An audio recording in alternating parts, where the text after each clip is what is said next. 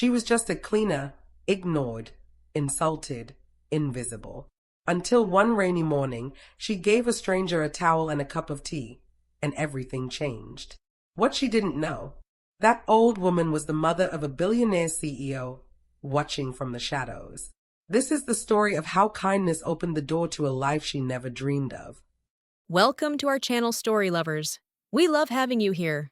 Before we continue with this intriguing story, please subscribe and turn on notification bell so you can get notified whenever we drop new stories. Now enjoy. In a tiny one-room apartment tucked behind a rusty gate in age, Lagos, Sarah Williams stirred her pot of boiling pap. Her younger brother, David, lay curled on their mattress, a notebook on his chest. He had fallen asleep studying again. "David," she said softly, stirring the pap with one hand and holding her handbag in the other. "You need to wake up. Don't you have that test today?" He groaned, rubbed his face, and sat up. His hair stood in every direction like it was angry. "I'll go. I just need 20 more minutes." Sarah smiled faintly. That's what she said yesterday, and the day before. "I mean it this time," he muttered, rubbing his eyes. Sarah poured the pap into 2 cups. "There's no Akara this morning. Money is tight." David took the cup from her. "It's fine. I'm not even hungry." But he drank the whole thing quickly. She picked up her bag. "I left a little rice and stew. Warm it before you go. And try not to fight with Mama Chinidu over the water this morning." "I didn't fight," he protested. "She just—" "David," she cut in with a tired sigh, "let me not come back and hear story." He grinned sheepishly and saluted. "Yes, Mummy." As she stepped out into the already buzzing morning, Sarah's mind began calculating again.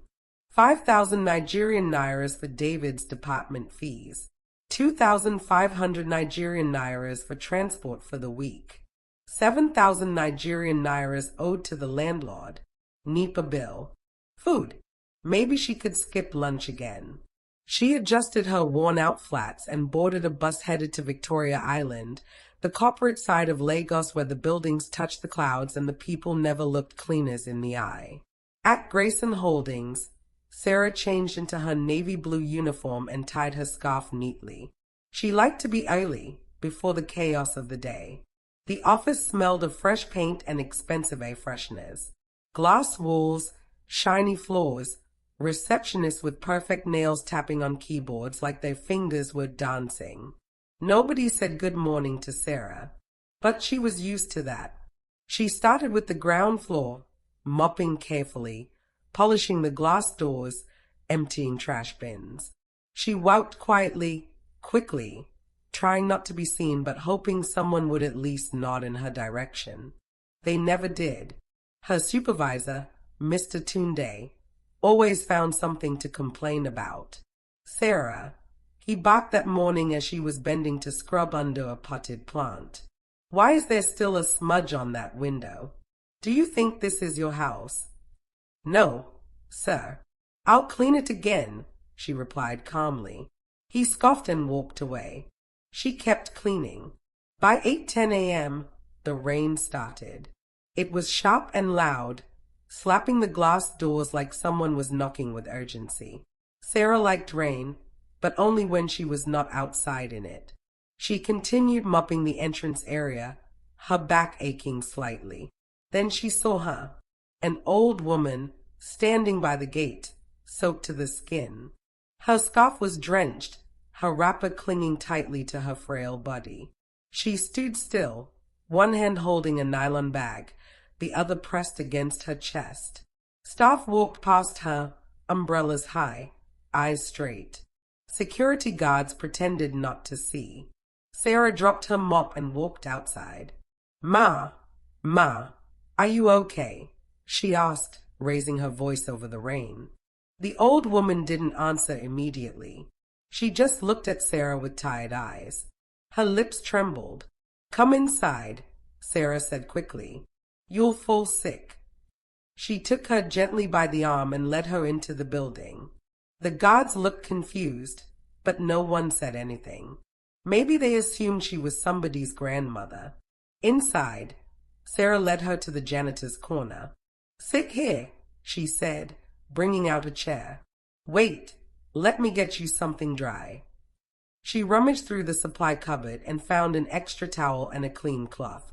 She helped the old woman dry her arms and legs gently, like she was wiping a baby. "Let me get tea." "Wait here." She dashed to the kitchen cabinet. Of course, it wasn't for her to use. But Sarah moved like she belonged, boiled water quickly and poured it over the Lipton in a mug. She added 2 cubes of sugar and no milk. There was no milk to steal anyway. The woman took the tea with shaky hands and sipped slowly. "Thank you, my daughter," she whispered. "God bless you." Sarah smiled. "It's okay, Ma. Just rest a little. When the rain stops, you can go." The woman looked at her again. "What's your name?" "Sarah." The old woman smiled for the first time. "That name suits you." And then she closed her eyes and leaned back. Sarah didn't know why, but she watched the woman for a few minutes. She didn't look like a beggar. There was something different about her. Something quiet, but sharp.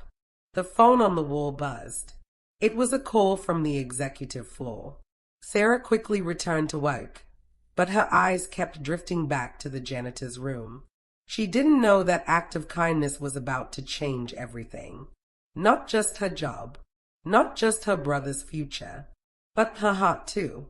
And the heart of a man she hadn't even met yet. A man whose mother she had just wrapped in a janitor's towel. Mama Gray came back the very next day. She walked through the glass doors like she had been doing it all her life, dragging her rubber slippers across the floor and holding the same black nylon bag.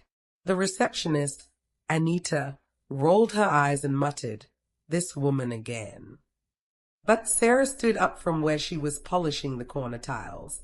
"Mama," she said, surprised but happy. "You came back." Mama Gray grinned. "Where else should I go? My house is boring. You, my daughter, you gave me tea and warmth. Can I not return to where I was treated like a human being?" Sarah chuckled. "But Mama, this is a company, not a playground." "Then they should employ me." "I can sweep too," Mama Gray replied, raising her chin. From that day, the old woman came almost every other day, sometimes sitting outside under the umbrella shed, other times inside the janitor's room with Sarah. Most staff ignored her, some whispered, but Sarah made space for her.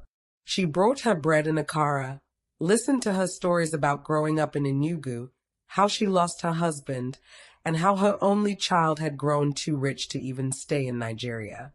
Sarah never asked questions. She just listened. Meanwhile, in a quiet home on Banana Island, Mama Gray sat with her son, Richard, one Sunday afternoon. He had come back from London for a low-key visit and was barely in the country for 72 hours when she started talking about a certain girl. "She works in your company," Mama Gray began as she peeled oranges. "Cleaner. Her name is Sarah." Richard sipped his tea. "What about her?" "She saw me standing outside your company like a confused old woman in the rain. Nobody looked at me twice. Nobody offered a chair. But this girl brought me inside. She gave me tea. She gave me a towel. She gave me her time." Richard looked up slowly. "Even now, I go there, just to see her. I sit with her in the janitor's room. Imagine that. Me, Mama Gray. And do you know what? That girl has more dignity in her than half of the directors in your boardroom." Richard leaned back, thoughtful. "You really like this girl, Mama." "I don't just like her," she said, eyes sharp. "I trust her, and trust doesn't come cheap these days." He smiled. "Maybe I'll meet her." Mama Gray raised a brow. "Don't go there as CEO. Go as someone else. Look with your own eyes, not from security footage. People wear masks when they see power. Richard nodded slowly. The idea had already crossed his mind. Back at the office, things worsened for Sarah. The landlord threatened eviction again. David's school sent another warning, and Mr. Tunde embarrassed her in front of the entire lobby. What is this? He held up a mop. Why is this mop smelling? Can't you even keep basic things clean? Some staff laughed. The receptionist giggled. Sarah's face burned. She said nothing. Later, Mama Gray just held her hand in the janitor's room as she cried. I'm tired, Mama, Sarah whispered. I'm trying, but life won't let me breathe. Mama Gray stroked her hair. Life is unkind, but kindness is never wasted. Keep being who you are. She paused and smiled to herself. Something tells me your story hasn't even started yet. That week, a new intern appeared. He wore basic clothes, carried a backpack, and called himself Ray. No one paid much attention. Interns were like shadows. But Mama Gray recognized him instantly when she came in that Wednesday. She caught his eye as he passed near the janitor's room. His mouth twitched in amusement, but she quickly returned her gaze to Sarah. He didn't say anything. Neither did she. Later that day, when Sarah stepped out to dump trash, Mama Gray leaned close to her son and whispered, You've seen her now. What do you think? Richard whispered back, You undersold her. She's remarkable. She doesn't know who you are yet, Mama Gray said, her eyes twinkling. She's being herself. Richard nodded. That's what I want. Sarah noticed the new intern a few times. He was tall, quiet, always watching. She caught him staring more than once, but he always looked away quickly. One afternoon, while emptying a bin near the hallway, she found him there again. Oh, sorry, she said. Didn't know someone was here. No problem, he replied, smiling softly. You always clean this corner. Every morning. Corners gather more dirt than people think. He chuckled. You're very detailed. Thanks, I guess. He looked like he wanted to say more but just nodded and walked away. He started showing up near her space more often. One day, he brought extra donuts and offered one to her. For me, she asked. He nodded. You skipped lunch yesterday. She hesitated, then took it. Thank you. That's thoughtful. They talked more from that point. She told him about David, about their mum who died when they were little, about how life had no safety nets, so she learned to live like a tightrope walker. He told her he lived with a cousin and used to stay abroad. He never lied. He just didn't reveal too much. One afternoon, Mama Gray watched them from her usual spot. Later, when Richard came by her house, she smiled and asked, So, are you falling for her already? He sighed. She doesn't care about money or position. She listens. She sees people. Mama Gray laughed softly. The cleaner girl is cleaning your heart, right? He rolled his eyes but smiled. Something like that. She won't be easy to win, Mama Gray said. But if she falls for you, it'll be real. And still, Sarah remained unaware that the man giving her donuts was worth billions, that the old woman she gave tea to was his mother. Mama Gray didn't show up on Tuesday. At first, Sarah thought maybe the rain kept her away. Wednesday came, then Thursday. By Friday, Sarah felt something strange sitting in her chest. Not pain, not fear, just silence, the kind that made you pause and listen too deeply. She asked around. The receptionist hadn't seen her. The security man only shrugged. Mr. Tunde waved her off like she was talking about a rat. Did she tell you where she lived? Asked one of the junior staff. No, Sarah said, quietly. She always got on the same bus. I thought she was okay. But now, she wasn't sure. That evening, while scrubbing the tiled corridor on the second floor, she sat back and wiped her forehead. She didn't even say goodbye, she whispered to herself. Why would she disappear like that? Monday morning, Sarah walked into the building with tired eyes and sore feet. Her brother had barely eaten the night before. The landlord knocked again. Her shoulders felt heavier than usual. Around 10 a.m., a security guard approached her near the lobby. "You're Sarah, right?" She nodded, standing up and drying her hands on her trousers. "You've been asked to come to the 10th floor." She blinked. "The 10th floor? Why?" "I was told not to say anything. But please follow me." She stood by the security man as the elevator rose.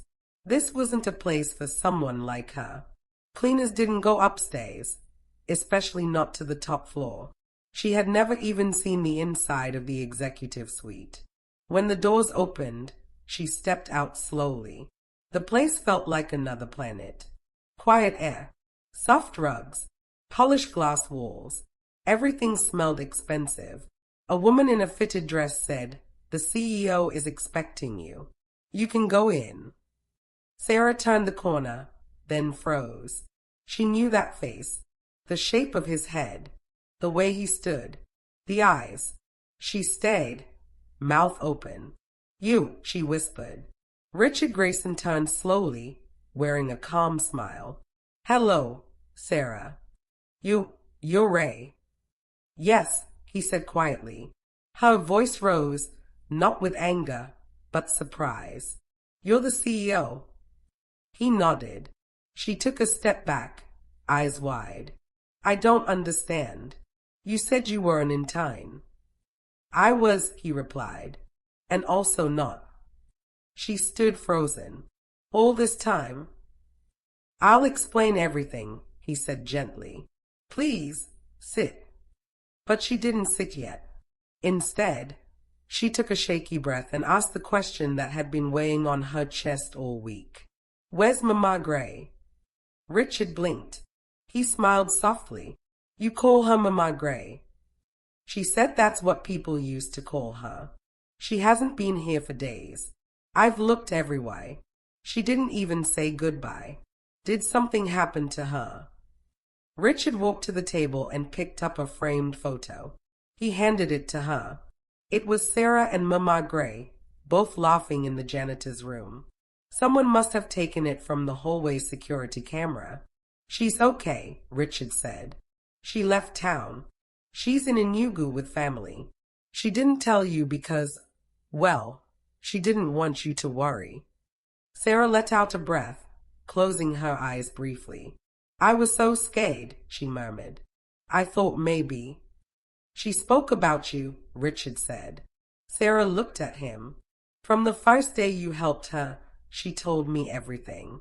She called me that night and said, 'I met a girl today. Not the rich kind, but the kind you don't forget.'" Sarah looked down. "She told me you were the only one in the whole building who treated her with kindness. You wrapped her in a towel, gave her tea, talked to her like she mattered." Sarah paused. She looked cold. "And you looked human," Richard said. "That's what made the difference." He smiled now and motioned to the chair again. "This time, she's Saturday. I didn't come as Ray to trick you," he said. "I was working undercover to see the truth about this company, about the people in it. My mother helped me observe from outside. I came inside." Sarah stayed quiet. "And you," he added softly, "you stood out. Not because you tried to, but because you didn't pretend."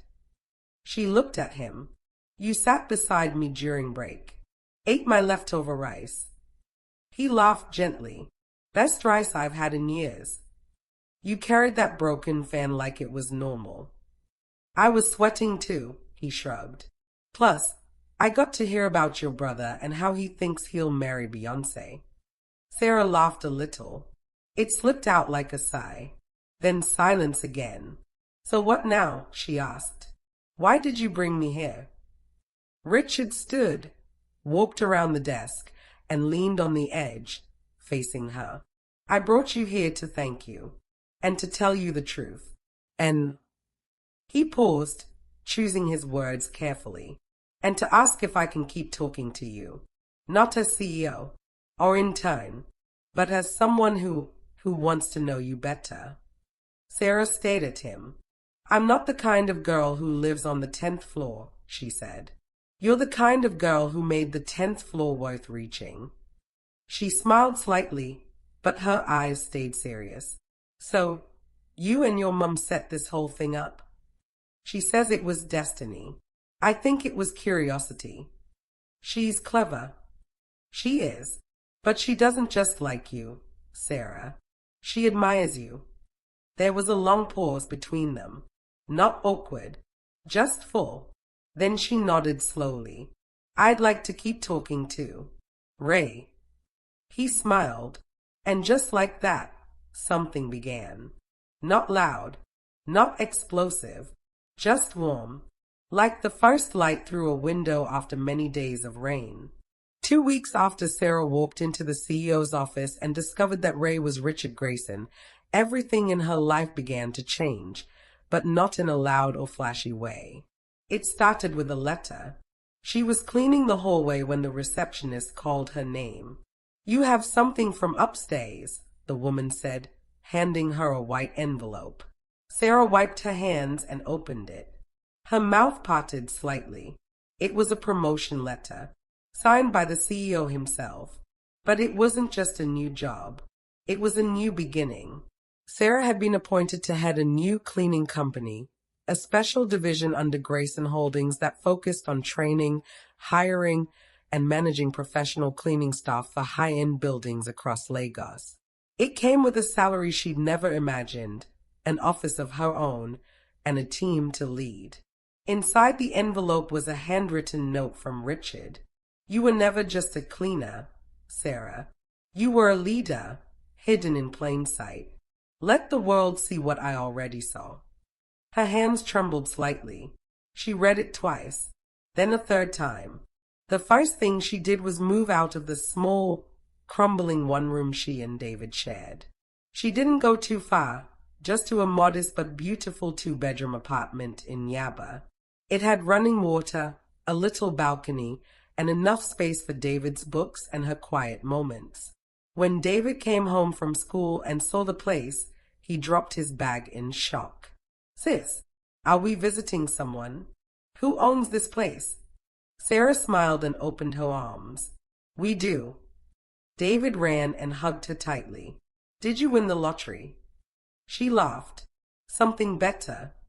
That same week, David received an admission letter from a top university in Abuja, with his tuition fully paid. I told you God doesn't sleep, he said, holding the letter like it was made of gold. I told you. Sarah just nodded, smiling quietly. She didn't need to shout. Her silence was full of thanksgiving. Back at Grayson Holdings, things weren't as quiet. When Sarah returned for her final day as a regular cleaner, the whispers started. Is it true? I heard she's dating the CEO. No, they said she's related to Mama Gray. Maybe she won a case. Or blackmail. Some people smiled in her face now. They suddenly wanted to eat lunch with her, greet her with good morning and God bless you. Sarah stayed polite, but distant. She had always known the difference between true friendship and empty noise. The biggest shock came when Mr. Tunde was fired. An official memo was shared across departments. He had been caught diverting staff bonuses, bullying workers, and falsifying inventory records. For years, he had used fear to control the staff, but not anymore. Sarah didn't celebrate his downfall, but she felt peace knowing justice had come. Richard didn't rush anything. He didn't start calling Sarah every minute or showing off in public. Instead, he visited her new office, shared tea with her, and asked how her day was going. He helped her set up her business website, even sitting beside her as they chose the logo.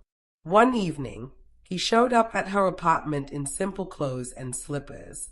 "Are you going out?" she asked, surprised. "No," he smiled. "I was hoping you'd cook that egusi soup you mentioned." She laughed. "CEO Grayson wants egusi." "Ray wants egusi," he said, gently. They sat on the small balcony, eating together with soft music in the background. He listened as she talked about her late parents. She listened as he spoke about growing up alone, raised mostly by nannies and bodyguards. "I never knew what home felt like," he confessed. Sarah looked at him. "It doesn't always need big gates and chandeliers. Sometimes it's just peace." He nodded. "And that's what I feel when I'm with you." On a cool Sunday, they traveled to Enugu together to visit Mama Gray. She welcomed them with open arms and hot pepper soup. "You two took long enough," she said with a grin. Sarah blushed. Richard laughed. Mama Gray looked at Sarah warmly. "Do you know why I stayed outside that day in the rain?" Sarah shook her head. "I was testing the world," Mama Gray said. "I was tired of fake smiles. But then you came. You made me believe again." Richard touched Sarah's hand. "She didn't just make me believe. She made me feel." Their love didn't explode like fireworks. It grew quietly, like a plant watered daily. With trust, with shared laughter, with long walks, and warm silence. It wasn't about money or titles. It was about two souls finding each other in a world that often overlooks the gentle and kind. The night of the Grayson Holdings annual gala was nothing short of magical. Held at a large event center on Victoria Island, the venue sparkled with lights. The red carpet rolled out in front of the building, lined with photographers, top clients, and powerful business partners. Waiters glided between guests holding trays of wine, and soft classical music hummed through the air. But the real spotlight of the night wasn't the CEO or any board member. It was Sarah. She wore a flowing navy blue gown, simple but elegant. Her hair was in a soft bun, and her smile, though nervous, lit up the room. When she stepped onto the stage beside Richard, the whole grew silent. Richard stood proudly beside her. "Ladies and gentlemen," he said, looking around, "tonight, I want to introduce a woman whose story reminds us that kindness is strength, that humility is not weakness, and that sometimes the people we ignore are the very ones sent to change our world." He paused, then turned slightly to her. "Please welcome the newest board member and franchise owner under the Grayson brand, Sarah Williams." The hall erupted into applause. Some people looked shocked.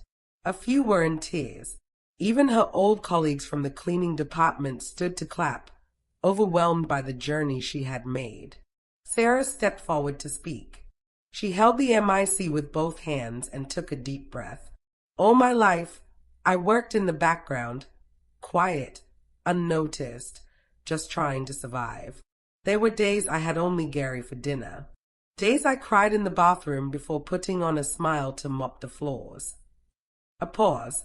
The room was silent. But someone saw me. Not because I shouted, but because I stayed true to myself. If you're here tonight and you feel invisible, please know this: you are not your position. You are your purpose. And someone, somewhere, is watching. The applause that followed was long and loud. After the event, Sarah insisted on walking home. The driver Richard sent was waiting, but she shook her head. "I need the air." Richard smiled. "Then I'll walk with you." And so, under the warm, cloudy Lagos night, they walked down the quieter side streets. No bodyguards, no staff, just the two of them, hand in hand. As they reached her gate, Richard stopped. "I've been meaning to tell you something," he said. Sarah turned to him. "What's that?" He stepped closer, looking into her eyes. "That day I saw you mopping the entrance. You didn't see me. But I saw you." She laughed softly. "Ray." "No," he said, even before Ray. On the CCTV. You were whispering something as you worked. I leaned close to the screen, and I heard it. You said, "Good, a beg." Sarah's eyes widened. You looked tired, stretched, but still so gentle. And right there, I felt something I couldn't explain. He brought out a small box from his coat. She gasped, but inside wasn't a diamond ring. It was a silver promise band, simple and beautiful. This isn't a proposal, he said softly. Not yet. I want to take this slowly. I want to know you deeper. I want to build with you. But this is my promise. He opened her hand and placed the ring in it. I don't just want to thank you for helping my mother. I want to thank you for helping me find myself. Sarah's eyes filled with tears. She didn't say a word. She just hugged him, holding on tightly as if letting go would make it all disappear. The next morning, Sarah found an envelope slipped under her door. The handwriting was familiar, Mima Gray's. Inside was a simple note. Dear Sarah, my son has everything: money, power, education, and class. But you gave him what he didn't even know he needed. Love without condition. Thank you for loving me when I looked like a nobody. Thank you for being the daughter I never had. I see you. I value you. And I believe in you. Enclosed is a gift. 5% of Grayson Holdings. It is not payment. It is an acknowledgement of your heart, your truth, and your legacy. With all my love, Mama Gray. Sarah sat down on the floor, reading it over and over. She pressed the letter to her heart and wept, not from pain, but from overwhelming gratitude. That evening, Sarah stood at the small balcony of her apartment, the city lights twinkling around her. Richard stood behind her, arms gently around her waist. She turned to him, her eyes bright. In this whole noisy, fake world, she whispered, I stayed myself. He nodded, and in doing so, you changed everything. She leaned into his chest. She didn't need a castle, a parade, or fairy dust. She had found love, purpose, and a family, all in the most unexpected way. From the soil of struggle, something beautiful had bloomed, and it was just the beginning. This story teaches us that true kindness is never wasted. Even when no one is watching, every act of compassion plants a seed that can grow into unexpected blessings. Treat everyone with dignity, because the person you help today may hold the key to your tomorrow. Thank you for watching Story Lovers. Please like, subscribe, and turn on notification bell so you can get notified whenever we drop new stories.